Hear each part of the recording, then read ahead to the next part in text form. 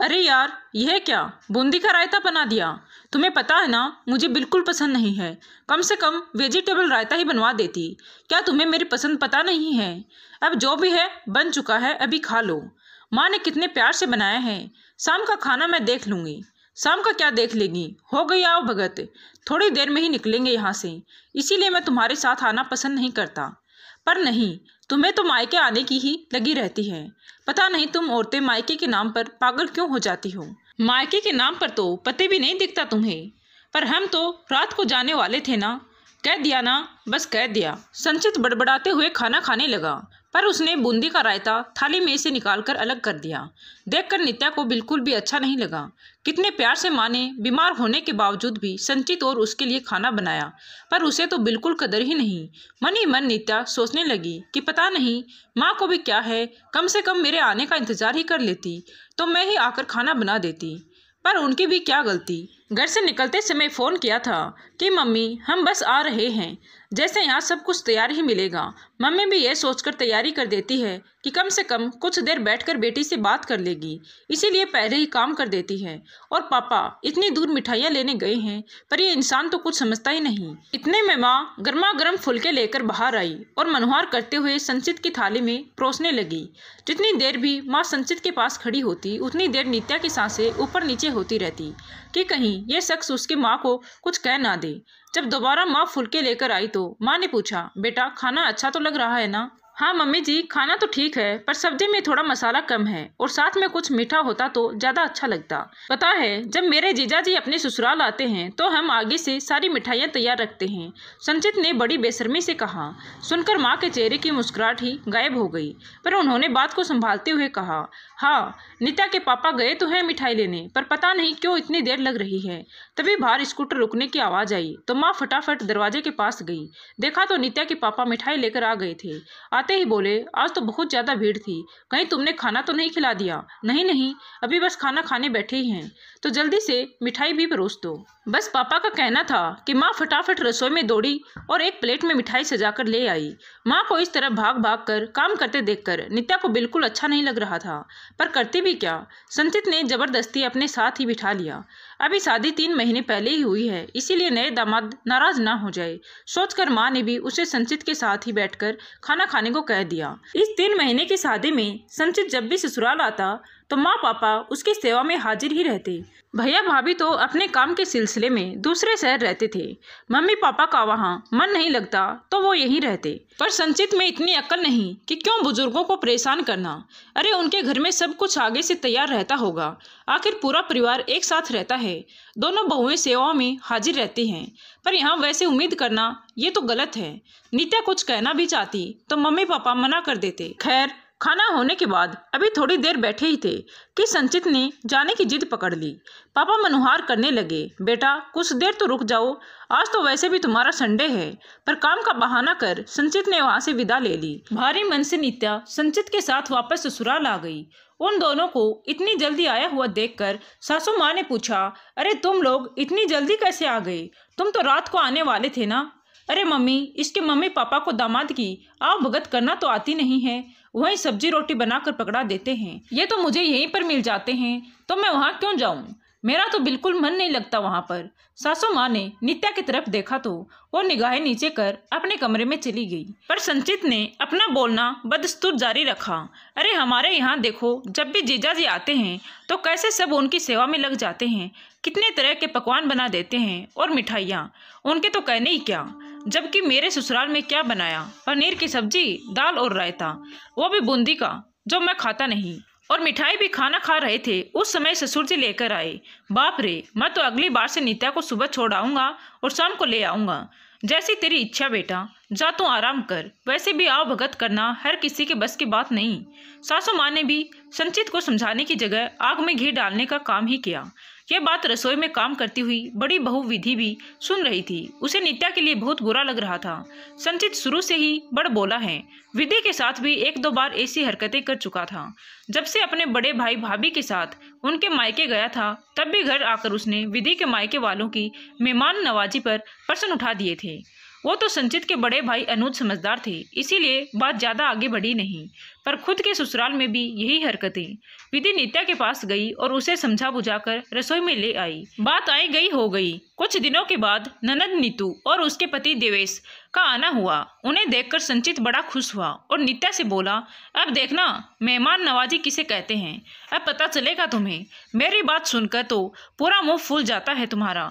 नित्या को संचित की बात का बहुत बुरा लगा। उसने ये बात विधि को बताई तो विधि ने कहा, फिक्र मत करो देवरानी जी, अब पता चलने दो, आखिर हम भी तो देखें मेहमान नवाजी किसे कहते हैं। कहकर विधि ने नित्या की तरफ देखा और बस दोनों देवरानी जेठानी मुस्कुरा कर रह गई। अभी दोनों देवरानी जेठानी रसोई में खड़ी होकर बातें कर ही रही थी कि इतने में सासू माँ रसोई में आई। अरे तुम दोनों यहाँ क्या कर रही हो? बाहर देखो, दामाद जी और नीतू आए हैं। एक बार बाहर आकर उन्हें प्रणाम तो कर लो और फिर जल्दी जल्दी चाय नाश्ते की तैयारी करो। आखिर नित्या और विधि दोनों रसोई से निकलकर बाहर आई। जीजाजी और नीतू को प्रणाम कर दोनों के हाल चाल पूछने के बाद दोनों ने रसोई का रुख किया।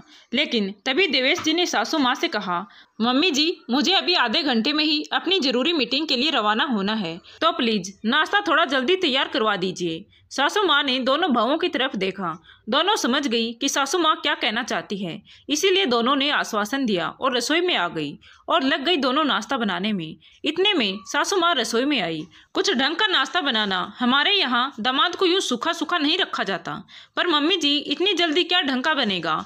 पोहे बना लेते हैं और बाहर से जलेबी मंगवा लीजिए। अरे दामाद जी आज इतने दिनों बाद आए हैं तो बाहर से क्यों मंगवाएं, घर में ही बनाएंगे। पर जीजा जी को तो अपने अर्जेंट मीटिंग में जाना है, उन्होंने पहले ही कह दिया है।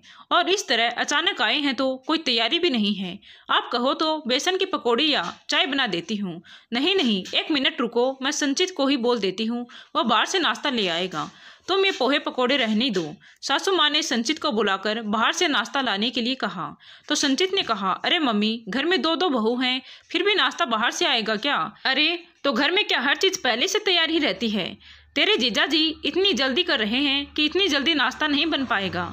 संचित ने नित्या की तरफ देखा तो शायद मंद मंद मुस्कुरा रही थी। उसे देखकर संचित झेप गया और चुपचाप बाहर से नाश्ता लाने निकल गया। लेकिन इन सब बातचीत में ही 10-15 मिनट निकल गए। जब तक संचित घर आया, जीजाजी अपनी मीटिंग के लिए रवाना हो चुके थे। उसे देखते ही नीतू बोली, क्या भाई, थोड़ा जल्दी ही आ जाता। देख तेरे जीजाजी भूखे ही मीटिंग के लिए निकल गए। पर दीदी, हर चीज में थोड़ा वक्त तो लगता ही है ना। हाँ, पर तेरे जीजाजी नहीं समझे तो मैं क्या करूं। खैर कोई बात नहीं। भाभी, आप मेरा और मम्मी का तो नाश्ता लगा दो, नीतू ने कहा तो विधि सबके लिए ही नाश्ता लगाकर ले आई और सबने मिलकर नाश्ता किया। तभी सासू माँ ने कहा, दोपहर में कुछ ढंग का खाना बना लेना। बेचारे दामाद जी भूखे ही निकल गए हैं और उन्होंने कहा है कि वो दोपहर का खाना घर पर ही खाएंगे। वैसे भी उन्हें बाहर का पछता नहीं है। सासू माँ की बात सुनकर दोनों देवरानी जेठानी मुस्कुराने लगी। विधि ने कहा, मम्मी जी क्या बनाना है आप तो मुझे ही बता दीजिए। नित्या तो रसोई में जाने से रही, वो महीने से हो गई है। अच्छा ठीक है, तुम ही बना लेना, तुम्हें तो वैसे भी दामाद जी की पसंद पता है। कहकर सासू माँ नीतू से बात करने लगी। सुनकर नित्या ने विधि की तरफ देखा तो विधि ने उसे इशारा किया और रसोई में काम करने चली गई। पर यह क्या? थोड़ी देर बाद अचानक विधि की जोर से आवाज आई, ओई माँ, मर गई मैं तो। आवाज सुनकर सासू माँ और नीतू रसोई में दौड़ी चली आई। देखा तो विधि जमीन पर पड़ी हुई थी। अरे ये क्या हुआ तुझे? भली चंगी तो रसोई में आई थी। मम्मी जी, पैर स्लिप हो गया। हाय मेरा पैर, मेरी कमर। जैसे तैसे दोनों माँ बेटी विधि को सहारा देकर कमरे तक छोड़ गई और नित्या को बोल गई, नित्या जरा इसके पैर और कमर पर आयोडेक्स मल देना, तब तक हम खाने की तैयारी करते हैं। दोनों माँ बेटी रसोई में चल दी। इधर नित्या आयोडेक्स लेकर कमरे का दरवाजा बंद कर विधि के पास आकर बैठ गई। दोनों की हंसी रुकी नहीं रही थी, लेकिन करते भी क्या। आखिरकार बताना जरूरी था कि बहुओं के दम पर दूसरों की मेहमान नवाजी करना बहुत आसान होता है। खैर दोपहर में दामाद जी घर पर आए, तब तक संचित भी घर पर आ चुका था। दोनों जीजा साले साथ में खाना खाने बैठे। इतने में नीतू ने देवेश जी और संचित को खाना परोसा। खाने को देखकर एक बार तो संचित का चेहरा भी बन गया। खाने में दाल चावल, रोटी, भिंडी की सब्जी और बूंदी का रायता था। वहीं मीठे में सूजी का हलवा था। संचित कुछ कहता उससे पहले ही देवेश जी बोले, अरे मैं ये भिंडी की सब्जी तो खाता नहीं हूँ। आज लगता है विधि ये बात भूल गई।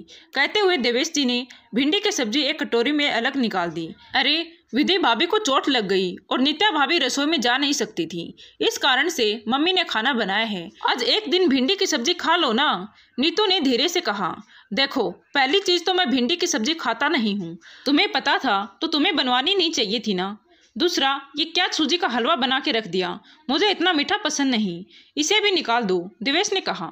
सुनकर नीतू ने थोड़ी तल्खी से देवेश जी से कहा, पतिदेव, मेरा मायका आपका ससुराल है, कोई 5 स्टार होटल नहीं जहाँ सब कुछ आपके मन मुताबिक ऑर्डर करो और मिल जाए। सामने वाले की परिस्थितियों को भी समझना चाहिए। माँ ने बुजुर्ग होते हुए भी कितने प्यार से आपके लिए खाना बनाया है, और वो कोई आज के ज़माने की मिठाइयाँ तो जानती नहीं है। मुझसे भी ज़्यादा मदद नहीं ली। माँ ने बाहर से भी ऑर्डर करने से मना कर दिया कि आज तो दामाद जी को मैं अपने हाथों से खाना बनाकर खिलाऊंगी, और आप हैं कि। तभी नीतू के इतना कहते ही देवेश जी चुपचाप खाना खाने लगे। हालांकि देवेश और नीतू धीरे धीरे बात कर रहे थे, लेकिन संचित तो पास में ही बैठा हुआ था। उसे तो सब सुनाई दे रहा था, लेकिन उसने ये सोचकर कुछ नहीं कहा कि जीजाजी नाराज ना हो जाए। वह चुपचाप खाना खा रहा था। आज उसने अपनी थाली में से बूंदी का रायता भी नहीं निकाला। नित्या ये सब देख रही थी और संचित उससे निगाहें नहीं मिला पा रहा था। उसे आज समझ में आया कि वो नित्या के माता पिता के साथ कितना गलत कर रहा था। धन्यवाद दोस्तों, कहानी अच्छी लगी हो तो प्लीज वीडियो को लाइक, शेयर एंड सब्सक्राइब जरूर करें। Thank you.